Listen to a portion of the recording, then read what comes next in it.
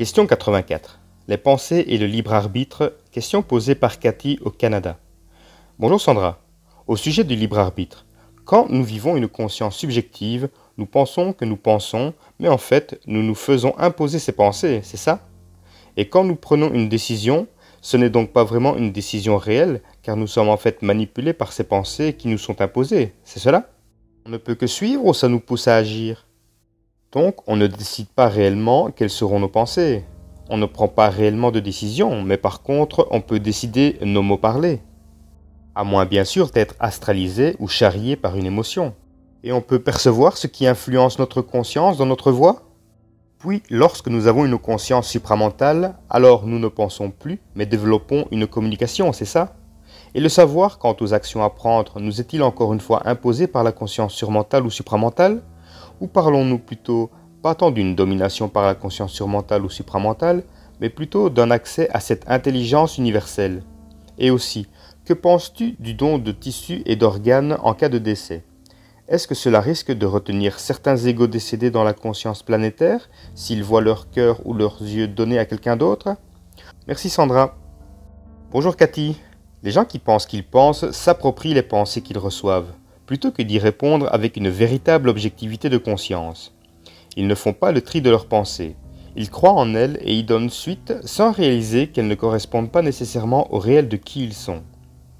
Prendre conscience du réel des pensées, c'est de savoir que celles-ci proviennent toujours de l'extérieur de l'ego. C'est donc à l'ego d'apprendre à cerner l'origine de chaque pensée. Cette pensée provient-elle de son esprit universel ou de son esprit?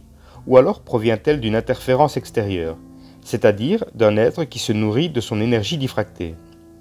Pour le savoir, l'ego doit avoir la capacité objective d'en mesurer la vibration, à savoir si la pensée est volontaire, intelligente et universelle, c'est-à-dire sans prix à payer pour quiconque, sans haine ni de pouvoir de domination sur soi ou sur autrui. Si une décision doit être prise par l'ego, celle-ci doit être supportée par la direction de l'énergie de l'esprit et de l'esprit universel et non par les forces descendantes. Cette direction correspond toujours à la fine ligne sur laquelle l'ego marche et qui ne lui offre aucune possibilité de générer du karma. Si l'ego décide de suivre autrui, cela doit correspondre aux besoins de son esprit et de se diriger vers l'autre pour s'ouvrir ou pour explorer une structure que l'autre a intégrée. Si l'ego décide d'agir, cela doit correspondre aux besoins de mouvement de son esprit. S'il décide de ne rien faire, cela doit correspondre aux besoins de repos de son esprit. L'ego ne décide pas de ses pensées, mais il doit apprendre à en faire une gestion parfaitement intelligente tout en tenant compte de l'autre. C'est comparable au fait que l'ego ne décide pas réellement des mots qu'il utilise. Ces mots proviennent toujours d'une impulsion d'énergie plus ou moins structurée qui pénètre ses corps et il décide d'y donner libre cours ou non en fonction de sa capacité psychique à contenir ses énergies prépersonnelles. L'ego doit décider de faire le tri de ce qui vient en lui. Sinon, il ne fait pas cette gestion et dit n'importe quoi. Une nuance importante à ajouter est que si l'ego décide de faire le tri de ses pensées, c'est qu'il parvient à supporter l'énergie prépersonnelle qui le caractérise. Conséquemment, ce n'est pas une énergie égoïque qu'il manifeste avec les mots qu'il utilise, mais bien l'énergie prépersonnelle qui le traverse. Si l'énergie qui entre dans l'ego est une émotion, ce dernier doit s'assurer que cette émotion ne se transforme pas en émotivité. De l'émotivité, c'est une émotion qui est diffractée et qui sert de nourriture aux êtres vampiriques qui se nourrissent de l'énergie prépersonnelle que l'ego ne parvient pas à supporter en lui-même. Toute lumière prépersonnelle que l'ego ne parvient pas à supporter se diffracte et génère un mensonge qui, par la suite, lui est présenté sous forme d'une désinformation quelconque. L'émotion est une énergie qui doit traverser l'ego sans être diffractée. La parole réelle peut alors devenir le vecteur utilisé par l'ego pour faire circuler cette énergie.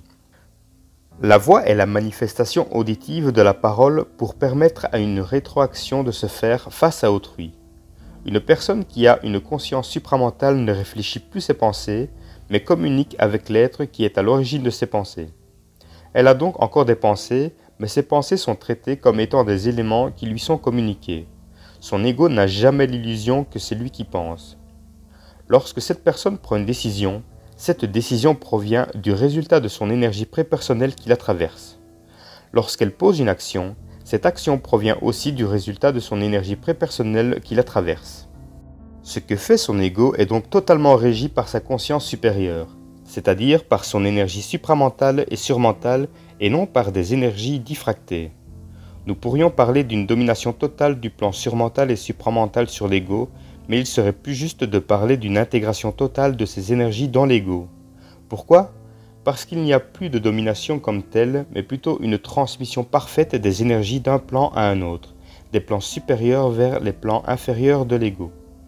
L'ego accède à l'énergie universelle en lui, ce qui définit la structure de sa conscience. Le don de tissus et d'organes en cas de décès est un sujet très intéressant. Dans nos sociétés modernes, ce don est volontaire, ce qui implique que les égos sont consentants. Cela rend le processus acceptable pour les égos morts concernés. La personne qui reçoit du sang, des tissus ou des organes doit, de son côté, intégrer l'énergie mémorielle des cellules qu'elle reçoit. Cela peut changer ses énergies pour un certain temps. Par exemple, cela peut élever son taux vibratoire, le descendre, lui donner plus d'énergie yin ou yang, etc. Au plaisir! Texte de Sandra Vimon. Cet article provient du site www.supramental.biz, voix narrative d'Orion Roméo.